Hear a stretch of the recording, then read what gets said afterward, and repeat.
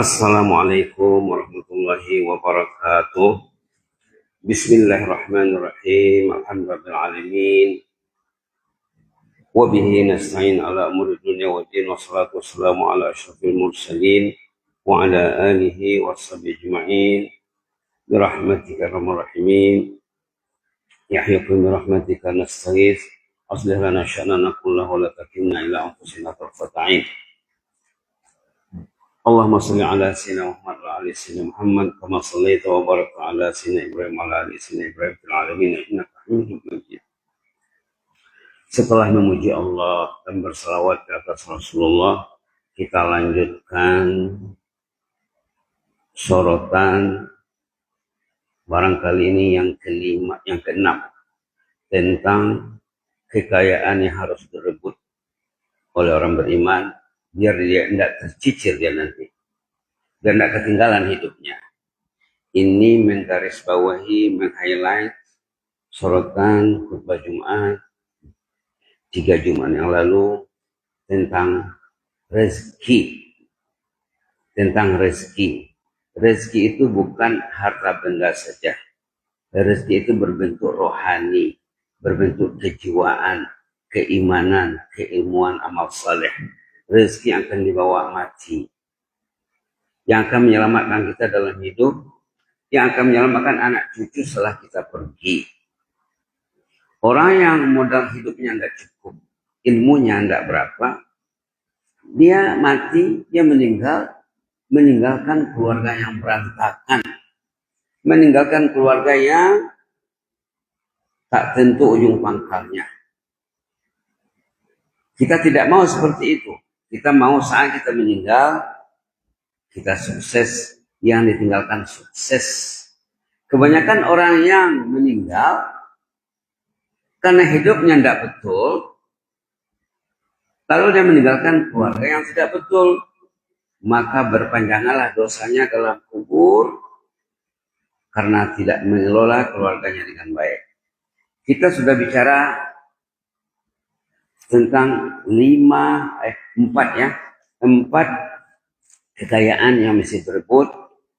Kemarin tentang ilmu. Kalau ilmu tidak ada, berarti hidup meraba-raba. Kita menempuh perjalanan hidup, lautan hidup, samudra kehidupan. Apalagi sekarang di era digital, di era globalisasi. Dia tidak ada modalnya untuk hidup. Habis lagi terombang-ambing di lamun ombak riak dan gelombang era globalisasi, habislah dia. Istrinya habis lemas tenggelam, suami istri habis lemas tenggelam, anak keluarga habis hanyut.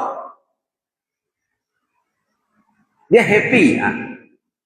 Subhanallah. Dia happy. Ada di awal Baqarah celaan Allah terhadap yang orang hidupnya terombang-ambing. Ayat 15. Wahum bitughyanim ya'mahun, katanya. Mereka dalam kezalimannya, kelayannya terombang-ambing. Orang tidak tahu panduan hidup, tidak mempelajari panduan hidup. Kita ada bicara tentang ilmu yang bermanfaat, tentang amal saleh. Kita ada bicara tentang sahabat yang baik.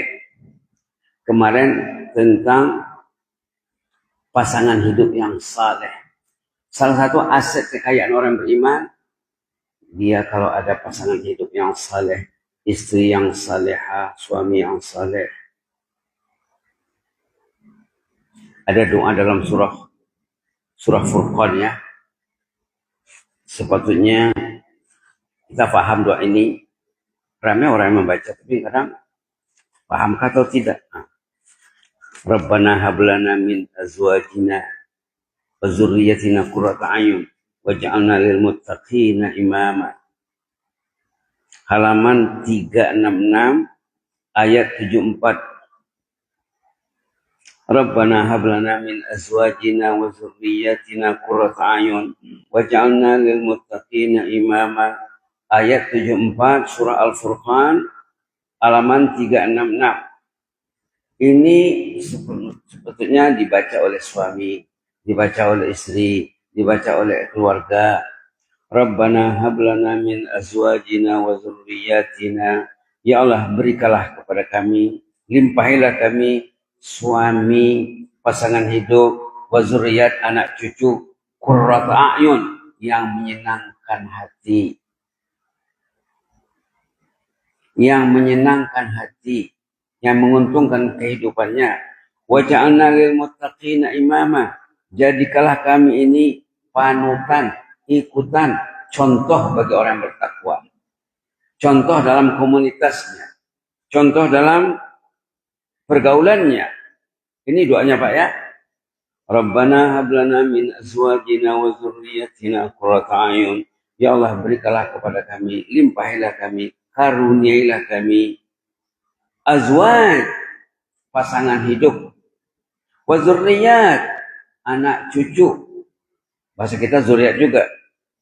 Qurrata a'yun, yang menyenangkan hati. Menyenangkan hati keluarga, menyenangkan hati jiran, tetangga, menyenangkan hati sanak saudara, menyenangkan hati Rasulullah sallallahu alaihi wasallam, menyenangkan hati umat. Wa ja'alna lil muttaqina imama. Jadikanlah kami imam bagi orang bertakwa. Dia imam dalam masyarakat. Dia imam dalam komunitasnya. Dia imam dalam keluarganya. Ayahnya imam dalam mencintai masjid. Suaminya imam dalam membaca Al-Quran. Suaminya imam dalam sholat tahajud. Dalam menggali ilmu, menyebarkan ilmu. Dalam mendekati orang yang saleh. Sering suaminya, sering kepala keluarganya membicarakan orang-orang saleh. Subhanallah. Wa ja'alna lil muttaqina imama. Jadikanlah kami jadi imam, panutan, teladan, tauladan bagi orang muttaqin.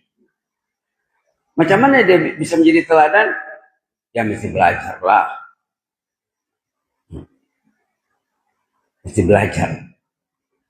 Dan dia menerapkan ilmu yang dia pelajari. Jadi kemarin kita sudah cerita kisah pasangan suami istri, pasangan pengantin muda yang istrinya tidak membenarkan suami sholat di rumah. Istri tidak membenarkan suami renggang dari masjid. Orang yang renggang dari masjid itu Pak, orang yang bermasalah. Yang masalahnya lagi, dia tidak melihat dirinya bermasalah. Nah ini, dia sakit. Sakitnya dalam Quran ada, dalam hadis ada. Dia dilanda penyakit. Penyakit nifak namanya Pak. Tapi kita tidak bisa dengar Pak ya. Non fa'alif qaf nifak. Dalam hadis, orang yang renggang dari masjid, yang absen, yang tak hadir, yang gaib dalam sholat berjamaah. Orang yang terjangkit penyakit nifak. Subhanallah. Itu maka Nabi SAW pernah terjadi sesudah sholat subuh bangkit, memanggil nama-nama orang yang tidak datang sholat.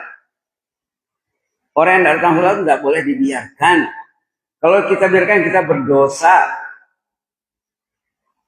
Berarti kita suka, setuju, akur dengan kelalaiannya.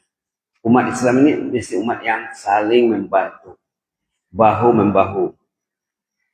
Kata orang Sumatera Barat, kok hanyut nak dipinteh, kok hilang nak dicari. Kalau hanyut ya, mesti disekat, dihalangi. Jangan sampai hanyut sampai ke muara sana. Jangan hanyut terus. Kalau hilang. Kalau tidak ada di masjid, itu hilang tuh Pak. Allah memanggil, tidak ada. Itu hilang namanya. Kata orang Sumatera Barat apa? Sumber apa? Orang Sumatera Barat bilang, kok hilang nak dicari. Dicari, disiasat. Itu maka Rasulullah memanggil nama-nama yang terdatang ke masjid. Tapi siapa yang melakukan? Siapa yang berdakwah ke arah itu? Subhanallah. Tahun 1448 Hijrah sudah masuk minggu ketiga. Tidak ada perubahan. Berarti jalan setempat atau jalan di tempat baik lalu batu so.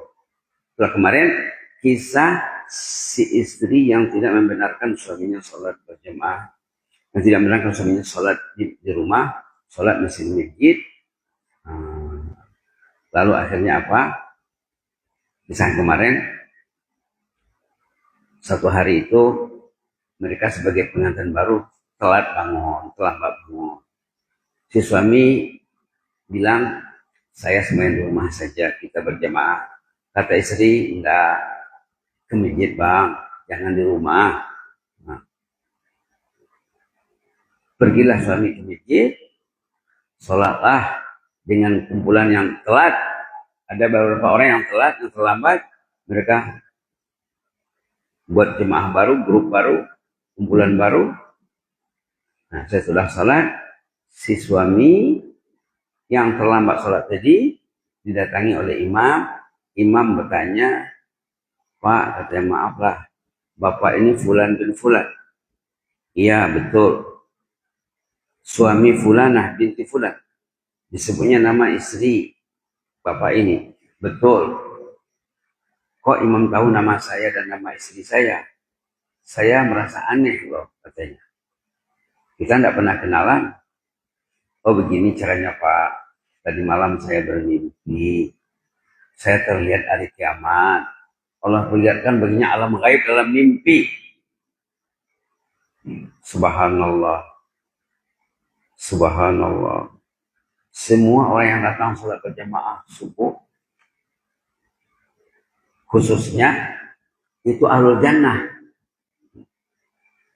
Di antara sekian yang datang, sekian jumlah jemaah, ada seorang muslimat, kaum ibu, umat. Jadi saya tanya jemaah, siapa wanita yang seorang itu? Kata jemaah, orang itu Fulanah binti Fulan, disebut namanya, dan istri Fulan bin Fulan, jemaah kita. Oh, betulkah bapak nama ini? Istri bapak nama ini? Betul. Subhanallah. Dia pun pulang segera ingin memberitahu istri tentang info keterangan yang dibawa oleh imam. Ternyata sampai di rumah, istrinya masih posisi sholat, posisi sujud, sudah inna lillahi wa inna ilaihi raji'un. Dalam sholat, dalam sujud. Oh betul lah yang dikatakan imam itu, istri saya meninggal ketika sholat, ketika sujud. Dan istri saya mendidik saya untuk mencintai rumah Allah. Subhanallah, subhanallah, subhanallah. Ada pula cerita anak muda. Di sini Pak ceritanya. Ini sudah sering disebut di sini. Saya bilang perlu dicari buku ini. Kisah anak muda kelas 2 sekolah menengah atas SMA. Kelas 2 SMA. Kalau dia pergi sholat berjamaah, dia tidak pernah tinggal sholat berjamaah. Full sholat berjamaahnya 5 waktu. Sebelum dia berangkat ke masjid, sejak usianya balik, sejak dimulai balik, akhir balik, tidak dibolehkan ada keluarga yang tidur di rumah waktu azan berkumandang. Dibangunkannya semua ahli keluarganya. Tidak boleh tidur. Dan dia memang sholat 5 waktu memang jadi amalan dia ya, amalan hariannya. Tiba-tiba ada masalah kesehatannya, pendek usianya.